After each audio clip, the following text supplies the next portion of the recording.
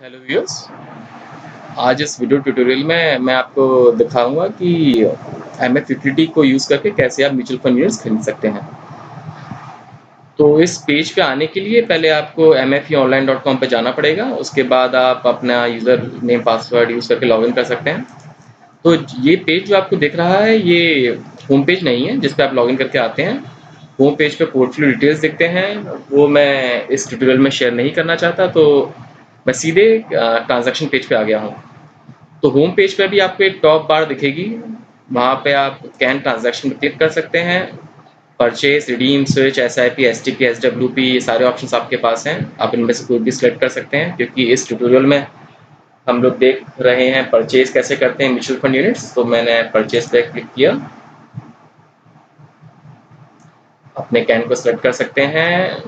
मेरे पास दो कैन है, एक इंडिविजुअल होल्डिंग में मेरा अपने नाम पर, और एक जॉइंट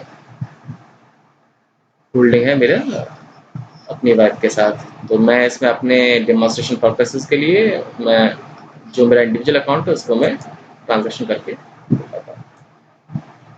तो आप देखेंगे यहाँ पे पहले आपको ARN कोड ये सब दिख रहा है। ARN code, ARN name, sub broker code, EUIN code, ये उस केस में एप्लीकेबल है जब आप एक डिस्ट्रीब्यूटर के थ्रू ट्रांजैक्ट कर रहे हैं।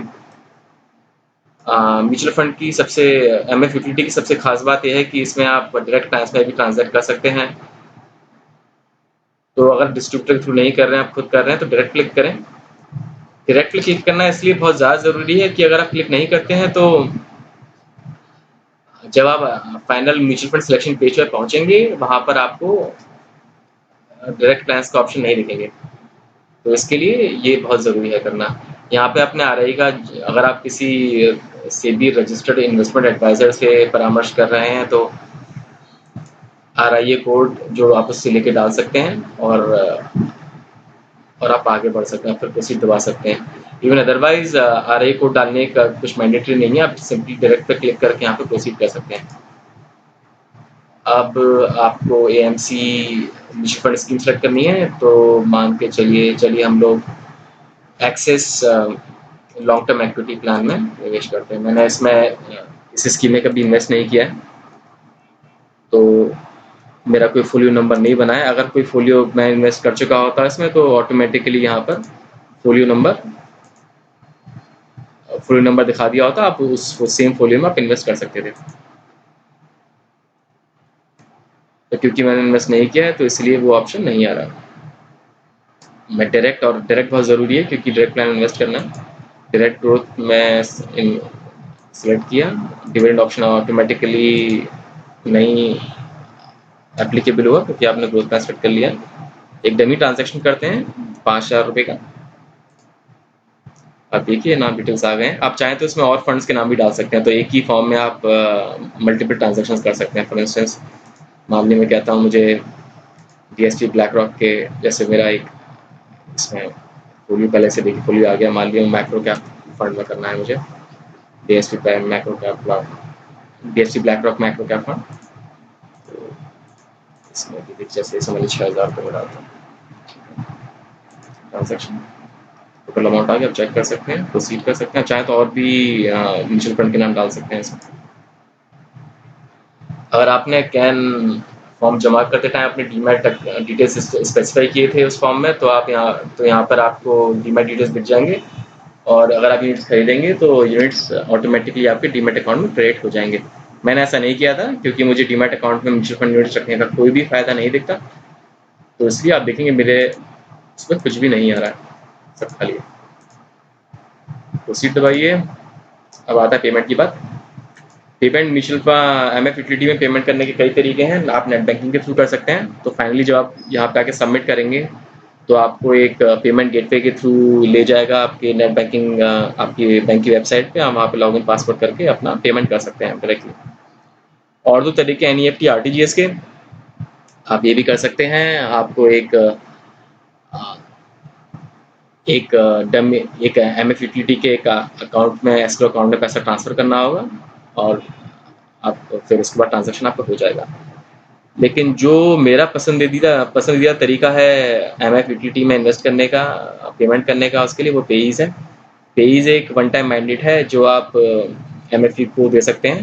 MFE ऑटोमेटिकली आपके बैंक के पास जाके वो फॉर्म सबमिट करता है और बैंक की तरफ से अप्रूवल आ जाता है कि जब भी MFU पेमेंट कुछ मांगेगा, उसमें सब डिटेल्स होते हैं कितना पेमेंट MFU को एक दिन में कर सकते हैं या किस ट्रांजेक्शन में कर सकते हैं। तो उतना पेमेंट बैंक आपको ऑनर कर देता है। तो मैं प्रेफर करूँगा आप पेज का इस्तेमाल करें। तो पेज के लिए एक अलग फॉर्म होता है जो कि आप भर सकते हैं कैन के साथ या फिर उसके बाद भी, और आप इसको यूज़ कर सकते हैं। तो मैं पेज करके दिखाऊंगा। अगर आपको और कोई और तरीका यूज़ करना है, कुछ डाउट है, तो या फिर तो आप मेरे ब्लॉग पे कमेंट छोड़ सकते हैं या फिर आप डायरेक्टली MFU कस्टमर केयर से बात करके अपने डाउट्स को क्लैरिफाई कर सकते हैं। देखिए मेरा बैंक अकाउंट नंबर है और यहाँ पे मेरा पेज रेफरेंस नंबर देख सकते हैं। एक बात और, आप मैंने यहाँ पे केवल एक बैंक अकाउंट रजिस्टर किया है। आप चाहें तो मल्टीपल बैंक अकाउंट्स रजिस्टर कर सकते हैं। जैसे मान लिया आपका SBI में अकाउंट है, ICICI में, HDFC में, आप चाहें तो तीनों बैंक अकाउंट रजिस्टर कर सकते हैं सोर्स अकाउंट नंबर के लिए। आप चाहें तो अपना page reference number, page form भी आपको क्योंकि 3 बैंक अकाउंट लिंक करने तो आपको 3 पेज फॉर्म भेजने होंगे, आप लिंक कर सकते हैं। मैंने केवल एक किया है। तो अगर आपने 3 किए होते तो यहाँ पे ड्रॉप डाउन में आप तीनों पेज देख सकते थे आप, और जिससे करना चाहते हैं आप उससे पेमेंट कर सकते थे। देखिए आप अमाउंट दे सकते हैं। आज की तारीख मैं 2 फंड सेलेक्ट किए थे, 5 और 6,000 उसमें निवेश करने का फैसला किया था। उसको सबमिट करेंगे तो आपको एक कंफर्मेशन पेज पे ले जाएगा। आप देख सकते हैं कि कंफर्मेशन पेज है, आप सारी डिटेल्स चेक कर सकते हैं। फंड का नाम, डायरेक्ट जो कि मेरे हिसाब से काफ़ी ज़रूरी है, डायरेक्ट, प्लान, ग्रोथ, अमाउंट कितना है, कैसे पेमेंट होगा, पेमेंट डेट क्या है, page reference number, bank account number जहाँ से पेमेंट डेबिट होगा। तो अगर आपको सब कुछ ठीक लग रहा है तो आप सीधे जाके कंफर्म प्रेस कर सकते हैं। और अगर आपको लगता है कि कुछ ट्रांजैक्शन चेंज करना है, कुछ मॉडिफाई करना है या फिर इवन कैंसिल करना है ट्रांजैक्शन, तो आप क्लोज पे जाके आप पीछे वापस चले जाएंगे और उसके बाद आप उसे कैंसिल कर सकते हैं। मैं उम्मीद करता हूँ आपको ये वीडियो यूज़फुल लगा होगा। अगर आपको यूज़फुल लगा तो इसे अपने दोस्तों के साथ, अपने फैमिली मेम्बर्स के साथ ज़रूर शेयर करें।